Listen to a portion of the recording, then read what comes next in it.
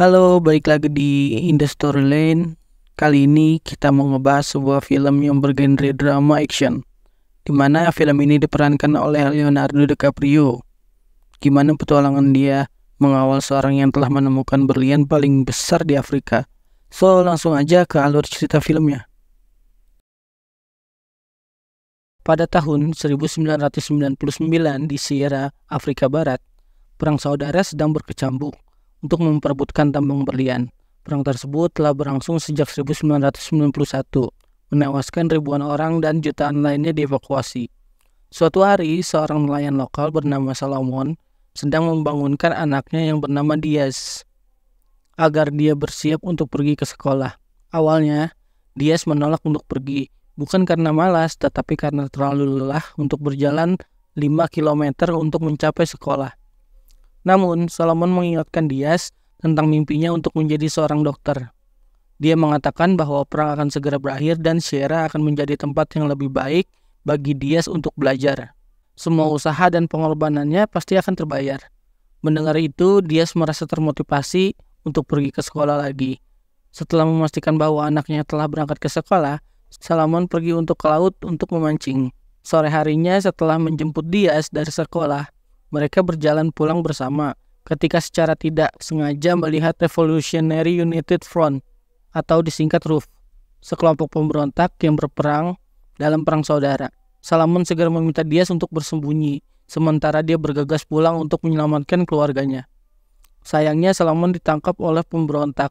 Sementara itu, di desa para pemberontak menangkap sebanyak mungkin penduduk desa dan memotong tangan mereka untuk mencegah mereka memberikan suara dalam pemilihan. Jika ada yang memberontak, pemimpin pemberontak bernama Poison akan menembakkan senjatanya untuk membungkam mereka. Ketika giliran Solomon, Poison melihatnya dan memutuskan untuk membiarkan tangannya tetap utuh. Sebagai gantinya, mereka membawanya ke tambang berlian untuk bekerja di sana. Di tempat lain, Perserikatan Bangsa-Bangsa sedang mengadakan pertemuan untuk membahas perang saudara yang terjadi di Sierra. Ternyata RUF adalah dalang di balik perang tersebut. Mereka mengkhianati negara dan memulai perang untuk merebut tambang berlian yang mereka gunakan untuk mendanai persenjataan mereka. Mereka menggunakan berlian yang mereka tambang untuk membeli senjata ilegal. Awalnya, negara-negara setuju untuk tidak mengimpor berlian dari daerah konflik. Tetapi, penjual ilegal selalu menemukan cara untuk menyelundupkan berlian dan transaksi tetap terjadi. Simon, pemilik industri manufacturing bernama Padekop, hadir dalam pertemuan tersebut dengan harapan dapat membantu menyelesaikan konflik di Sierra. Sementara itu, kembali di tambang berlian di Sierra Leone, Solomon secara tidak sengaja menemukan berlian merah muda seukuran telur yang bernilai sekitar 60 juta dolar. Dia segera menyelipkan di antara kaki-kakinya agar tidak ada yang melihatnya. Dia kemudian meminta izin untuk pergi ke toilet dan mengambil kesempatan untuk mengubur berlian tersebut. Sayangnya, Poison melihatnya dan hendak merebut berlian itu. Tetapi tiba-tiba tentara menyerbu lokasi tersebut. Solomon dituduh sebagai bagian dari kelompok tersebut dan dikirim ke penjara bersama dengan anggota RUF lainnya. Di penjara, Poison terus meminta Solomon untuk menyerahkan berlian itu. Bahkan akan memberikan $1.000 kepada siapa saja yang bisa memberikan berlian tersebut. Salah satu narapidana bernama Denny yang baru saja dikirim ke penjara karena menyelundupkan berlian mendengarnya dan memutuskan untuk mencarinya. Keesokan harinya, Denny dibebaskan oleh temannya. Dia kemudian meminta temannya untuk membebaskan Solomon agar dia bisa menanyakan lokasi tempat dia menyembunyikan berlian tersebut, agar dia bisa menjualnya ke pabrik berlian untuk mendapatkan banyak uang sehingga dia bisa meninggalkan Afrika. Denny adalah mantan tentara bayaran di Zimbabwe yang akhirnya menjadi bagian dari sindikat penyelundupan senjata yang menjual senjata ke RUF. Suatu hari, setelah melakukan transaksi, dia sengaja menyembunyikan berlian di dalam jaket domba. Tetapi dia ditangkap dan dikirim ke penjara. Dia tidak bisa menyelesaikan pekerjaannya untuk menyelundupkan berlian ke Kolonel Cortez, pemimpin tentara bayaran yang menyediakan senjata untuk para pemberontak. Ketika Denny tiba di tempatnya, dia segera mengambil sepotong berlian dari gigi palsunya dan segera pergi untuk menjualnya agar bisa membeli senjata dari seorang bartender bernama Maid.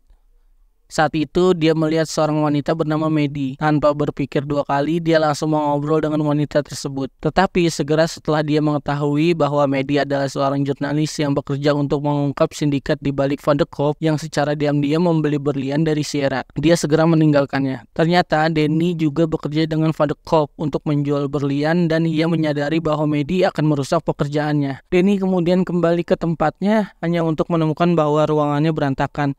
Ternyata itu adalah pekerjaan Kolonel Cortez yang marah kepada Danny karena gagal menyelundupkan berlian. Keesokan harinya Danny bertemu dengan Kolonel Cortez yang jelas-jelas marah karena kegagalan Danny, dan karena itu Kolonel meminta Danny untuk menemukan berlian merah muda yang ditemukan Solomon sebagai kompensasi atas berlian yang hilang dan semua hutangnya kepada Kolonel. Ternyata Kolonel Cortez mengetahui tentang berlian tersebut dari informannya. Dia bersumpah akan membunuh Danny jika dia gagal membawa berlian merah muda tersebut. Solomon terlihat mencari keluarganya di kamp pengungsian, tetapi setelah mencari beberapa saat, dia masih tidak bisa menemukan mereka. Dia panik karena mereka mungkin masih berada di luar sana jauh dari keamanan kamp. Sementara itu, Ruff menyerbu desa lain dan ternyata keluarga Solomon ada di sana. Sayangnya dia ditangkap dan dibawa ke kamp pemberontak. Dia dicuci otaknya dan dikirim untuk bertempur sebagai para pemberontak. Keesokan harinya, Danny bertemu Solomon yang mulai bekerja di sebuah hotel di ibu kota di Sierra. Dia segera membujuk Solomon untuk memberitahu lokasi berlian merah muda tersebut. Dengan imbalan, dia akan membantu Solomon menemukan keluarganya. Solomon awalnya menolak untuk memberitahunya, tetapi setelah mendengar janji Danny, dia bersedia membantunya. Segera setelah itu, Ruff terlihat dan mereka segera melarikan diri dari sana.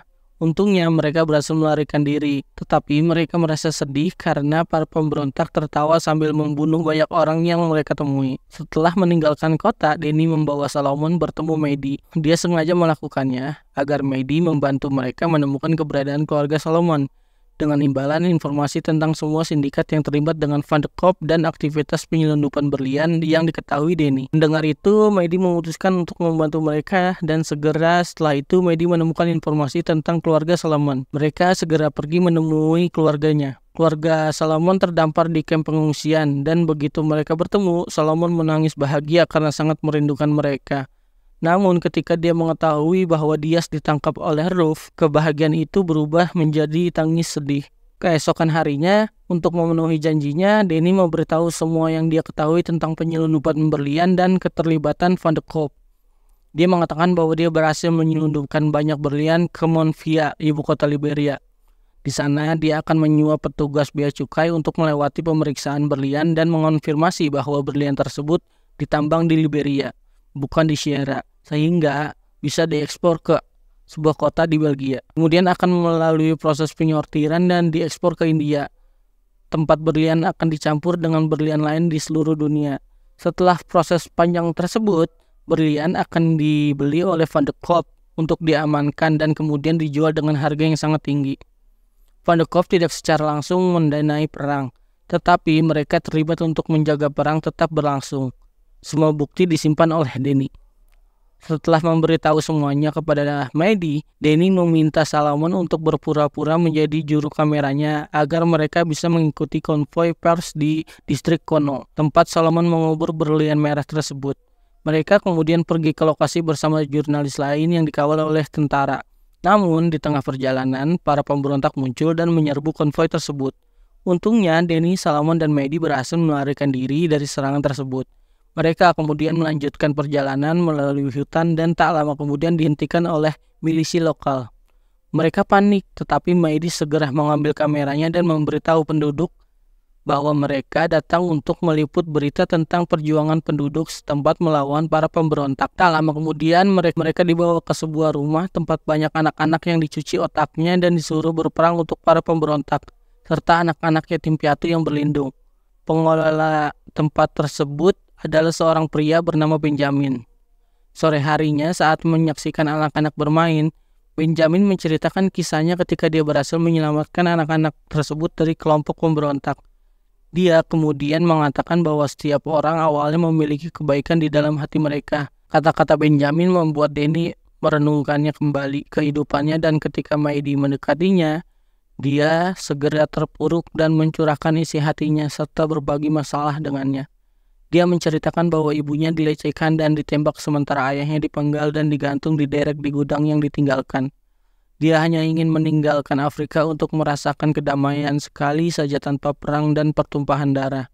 Dia berpikir Tuhan telah mengampuni mereka, tetapi setelah melihat semua itu, dia menyadari bahwa Tuhan telah lama meninggalkan tempat tersebut. Maidi memeluknya untuk menenangkannya. Keesokan harinya ketika Benjamin membawa Denny dan yang lainnya ke Kono, mereka diserang oleh para pemberontak. Sayangnya Benjamin tertembak dan terluka parah. Denny kemudian melaju dengan kecepatan penuh untuk meninggalkan tempat tersebut dan melarikan diri dari serangan tersebut. Setelah itu, Denny pergi menemui Kolonel Curtis yang ternyata telah menunggu mereka di Kono. Dia menyuruh Denny untuk mengambil semua peralatan untuk menggali berlian tersebut. Tetapi ketika dia mengambil peralatan tersebut, dia meminta Maidi untuk mengalihkan perhatian tentara bayaran agar dia dan Salomon bisa pergi ke lokasi berlian tanpa mereka. Setelah mengambil peralatan tersebut, dia mengucapkan selamat tinggal kepada Maidi karena dia akan segera meninggalkan Afrika untuk kembali ke London karena situasinya semakin buruk. Sebelum pagi, Maidi memberi Denny kartu namanya. Denny berharap Maidi bisa bertemu seseorang yang sangat mencintainya karena meskipun memiliki perasaan terhadapnya, Denny tahu dia bukanlah orang yang tepat untuknya. Setelah itu, Denny dan Salomon berlari secepat yang mereka bisa. Ketika mereka memasuki sebuah desa, seseorang lelaki tua memberitahu mereka bahwa Ruth telah mencapai desa berikutnya. Mendengar itu, Salomon memutuskan untuk pergi ke desa tersebut untuk menyelamatkan Dias. Tetapi Denny menghentikannya karena ingin menjaga Salomon tetap aman. Dia berjanji akan membawa Dias kembali kepadanya asalkan dia mau pergi bersama. Mereka akhirnya tiba di tambang dan pemberontak terlihat berjaga di tempat tersebut. Jadi Denny memutuskan untuk memanggil Kolonel Cortez dan memberitahu lokasi mereka. Mereka kemudian memutuskan untuk menunggu kolonel datang. Malam itu Salomon yang merindukan anaknya nekat masuk ke tambang untuk mencarinya tanpa memberitahu Denny. Saat dia menemukan Dias, dia segera menggandeng tangannya dan pergi dari sana. Tapi Dias menolak untuk pergi. Dias yang telah dicuci otaknya malah menganggap ayahnya sebagai musuh, sehingga dia ditangkap. Keesokan harinya, Salomon sekali lagi bertemu dengan Poison. Poison memerintahkannya untuk menunjukkan di mana dia menyembunyikan berlian tersebut dan mengancam akan membunuh Dias dan seluruh keluarganya jika dia menolak. Salomon yang sudah muak kemudian menyerang mereka dengan brutal. Ketika tiba-tiba Kolonel Curtis dan pasukannya datang dan membombardir tempat tersebut, memberi Denny waktu untuk menyelamatkan Dias. Tak lama kemudian, Ruth dieliminasi. Kolonel Cortez kemudian meminta Denny untuk menekan Salomon agar dia memberitahu lokasi tempat berlian merah muda tersebut. Dia mengancam akan membunuh Dias jika Salomon menolak. Dalam keadaan terdesak dan ketakutan, Salomon akhirnya memberitahu lokasinya. Tetapi saat menggali, Denny memberi sinyal kepada Salomon untuk melakukan rencana yang telah mereka persiapkan sebelumnya. Setelah berhasil mengeliminasi Kolonel Cortez, Denny menyuruh Salomon mencari berlian merah muda karena tentara sedang dalam perjalanan menuju lokasi mereka. Ketika mereka mencari berlian, Denny menyadari bahwa dia tertembak. Tak lama kemudian, Salomon akhirnya menemukan berlian merah muda. Tapi tiba-tiba dia mengarahkan pistolnya ke Denny. Salomon dengan cepat memberitahu dia bahwa semua orang mengkhawatirkannya dan menunggu kepulangannya. Untungnya setelah mendengar kata-kata tersebut, dia sadar kembali. Setelah berhasil menyelamatkan anaknya, Salomon dan yang lainnya segera pergi dari sana. Sambil berjalan, Denny meminta Salomon untuk memberinya berlian itu. Tanpa pikir dua kali, Salomon menyerahkan berlian tersebut. Denny kemudian menelpon temannya untuk menjemputnya di puncak bukit. Temannya menyuruhnya untuk mencapai puncak bukit sendirian. Tetapi alih-alih melakukan itu, dia terus menyuruh Salomon dan Dias untuk terus berjalan. Denny akhirnya kehilangan semua energinya dan jatuh. Mengetahui bahwa Denny terluka, Salomon segera menggendongnya di pundaknya. Segera setelah itu, Denny menyuruh Salomon untuk menurunkannya. Dia tahu bahwa dia tidak akan berhasil mencapai puncak bukit. Dia mengembalikan berlian tersebut beserta kartu nama Maidi kepada Salomon. Dia juga menyuruhnya segera menghubungi Maidi begitu tiba di London. Setelah itu, dia menyuruh Salomon dan Dias meninggalkan dan terus berjalan. Sambil menunggu waktunya tiba, dia menelpon Maidi dan memintanya untuk menjaga Salomon dan keluarganya tetap aman. Dia bersyukur bisa bertemu dengan wanita baik seperti Maidi dan setelah mengucapkan selamat tinggal, akhirnya dia menghembuskan nafas terakhir. Keesokan harinya, Salomon akhirnya tiba di London dan segera bertemu Maidi. Hari itu, dia menyerahkan berlian merah muda kepada Simon. Sementara Maidi mengawasi dari kejauhan. Segera setelah Simon tiba dan hendak memberikan $2 juta kepada Solomon sebagai imbalan berlian tersebut, Solomon menolak untuk menjual berlian tersebut kecuali dia bisa dipertemukan kembali dengan keluarganya. Keesokan harinya, Simon berhasil mempertemukan Solomon dengan keluarganya dan berlian merah muda tersebut akhirnya jatuh ke tangan Simon. Singkat cerita, Maidi akhirnya menerbitkan artikel tentang penyelundupan berlian merah muda tersebut dan orang-orang dari seluruh dunia akhirnya menyadari bahwa di balik keindahan berlian merah muda tersebut terdapat kematian ribuan orang tak berdosa. Nah, dari film ini banyak banget yang bisa kita ambil. Kalau kalian suka dengan film ini, kalian bisa like dan subscribe. Thank you.